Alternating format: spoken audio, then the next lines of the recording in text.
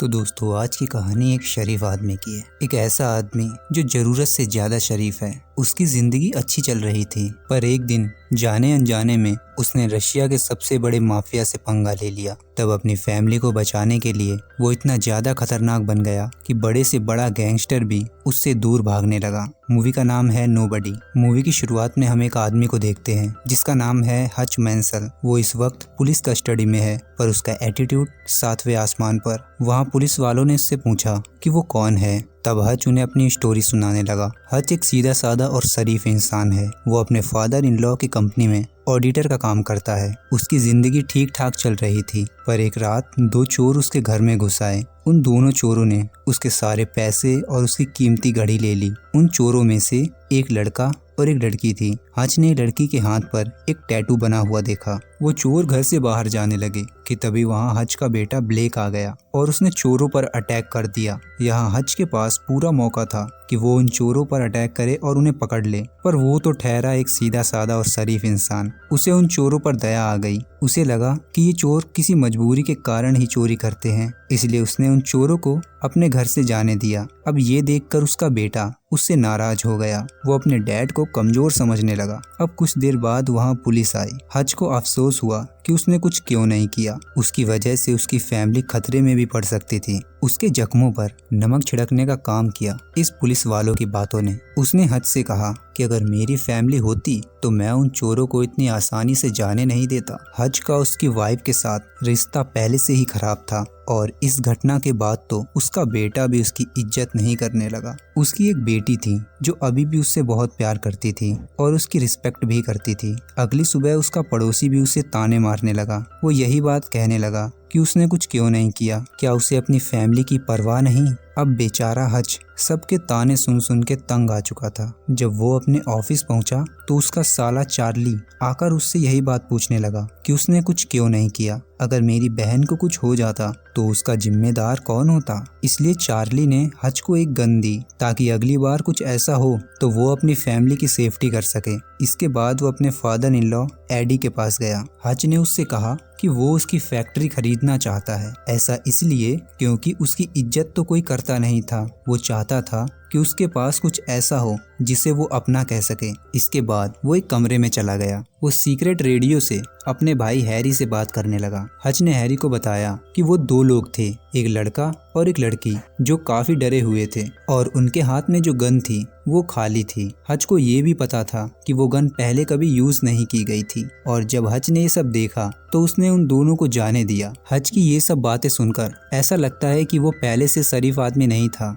खैर, सच्चाई क्या है वो हमें आगे पता चलेगी। इसके बाद वो अपने डैड डेविड से मिलने गया। डेविड एक रिटायर्ड FBI एजेंट है। अब वो काफी बूढ़ा हो चुका है, इसलिए वो एक नर्सिंग होम में रहता है। उसने अपने डैड को उस रात के बारे में बताया। उसने ये भी बताया कि उसकी फैमिली के साथ साथ जो भी उसे जानता है सब उसे कमजोर समझते हैं। इसके बाद हच घर वापस आया। तब उसकी बेटी ने उससे कहा कि उसका किटी कैट ब्रेसलेट नहीं मिल रहा। शायद वो चोर उसे भी ले गए, क्योंकि वो ब्रेसलेट उन पैसों में ही रखा हुआ था। वो चोर उसके पैसे ले गए। हच को इससे कोई फर्क नहीं पड़ता, पर उसकी बेटी का ब्रेसलेट ले गए ये उसे कतई मंजूर नहीं था। अब वो एक बार फिर अपने डैड के पास गया और उनका ID कार्ड और गन ले ली। अब हच हर टैटू की दुकान पर जाने लगा और उसी टैटू के बारे में पूछने लगा जो उसने उस चोरनी के हाथों पर देखा था। कई दुकान देखने के बाद भी उसे कुछ पता नहीं चला। तब वो एक आखिरी दुकान पर गया। वहाँ जब उसने अपना ID कार्ड दिखाया तब शॉप के ऑनर ने उससे कहा कि ये कार्ड 20 साल पहले ही एक्सपायर हो गया है और इसमें लगी फोटो भी तेरी नहीं है। अब वहाँ कुछ गुंडों ने हच को घेर लिया। तब हच ने उन्हें कुछ पैसे ऑफर किए।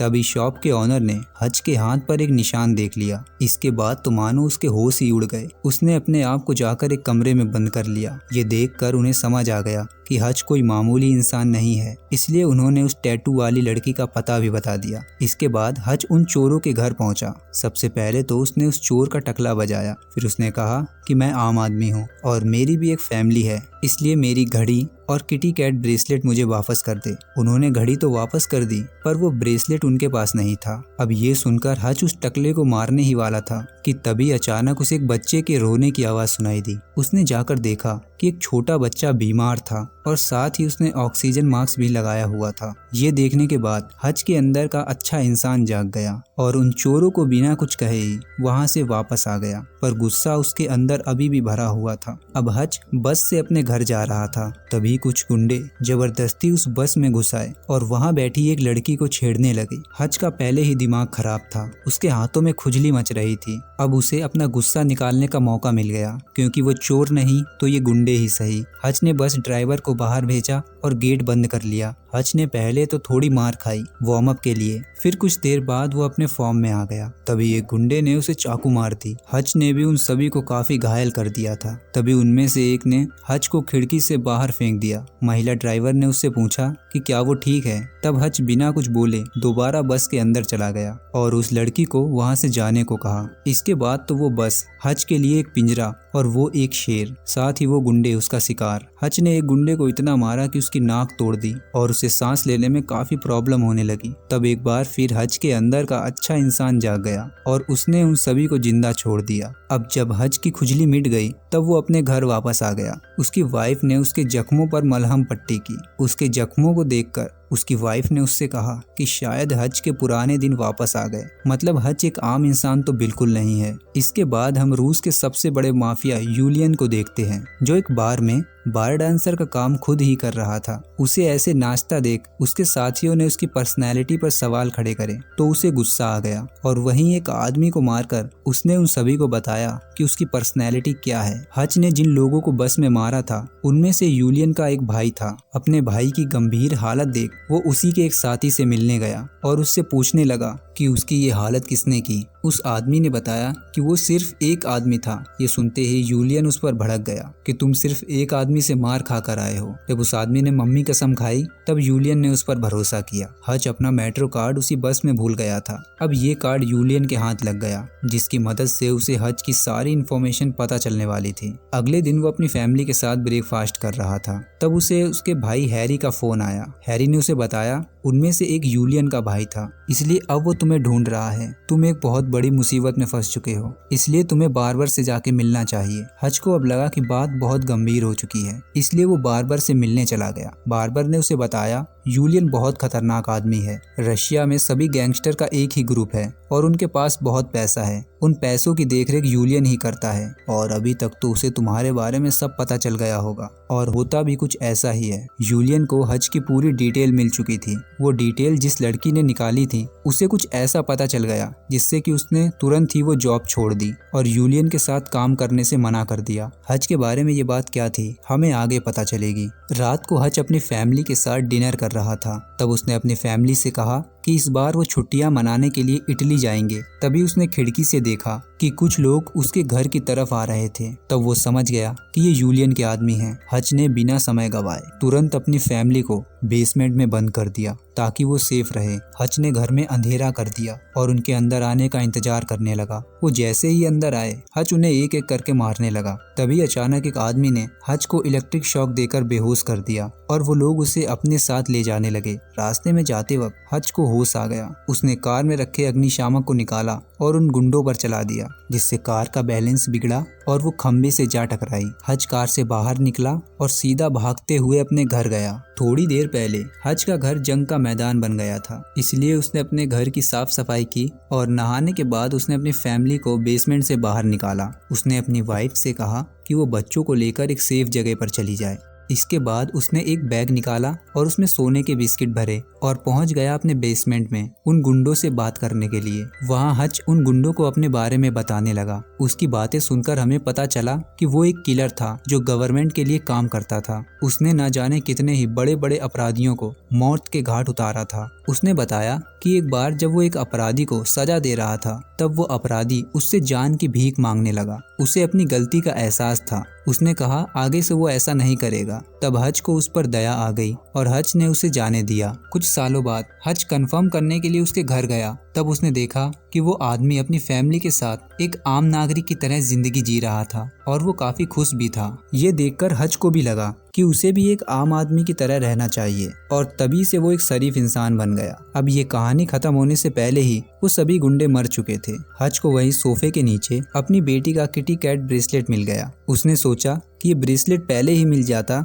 तो आज वो इतनी बड़ी मुसीबत में नहीं फंसता। इसके बाद उन लोगों को मुक्ति देने के लिए उसने अपने ही घर में आग लगा दी और अपने पड़ोसी की कार लेकर वहां से चला गया। इधर दो लोग हज के फादर को मारने के लिए आए, पर उन दोनों को पता नहीं था कि जिसे वो मारने जा रहे हैं वो एक रिटायर्ड FBI एजेंट है। वो दोनों जैसे ही डेविड के पास पहुंचे, डेविड ने उनका गेम बचा दिया। इधर हज अपने फादर इन लॉ की फैक्ट्री में पहुंचा और उन्हें सोने के बिस्किट देकर वो पूरी फैक्ट्री खरीद ली। इधर जब यूलियन को पता चला कि हज उसके आदमियों को मारकर भाग गया है, तब वो दूर दूर से अपने सभी आदमियों को बुलाने लगा। हज भी उस फैक्ट्री को जंग का मैदान बनाने के लिए वहाँ छोटे छोटे ट्रैप्स लगाने लगा और यूलियन से मुकाबला करने के लिए तैयारी करने लगा। इसके बाद वो यूलियन के उस अड्डे पर गया जहाँ उसने सारा पैसा संभाल कर रखा था। हज ने वहाँ मौजूद सभी लोगों को अपने अंदाज में मार दिया और वहाँ रखे पूरे पैसों में आग लगा दी। इसके बाद वो यूलियन के पास मिलने गया जहाँ यूलियन बार डांसर का काम करता था। वहाँ हज को देखकर यूलियन को काफी ज्यादा हैरानी हुई।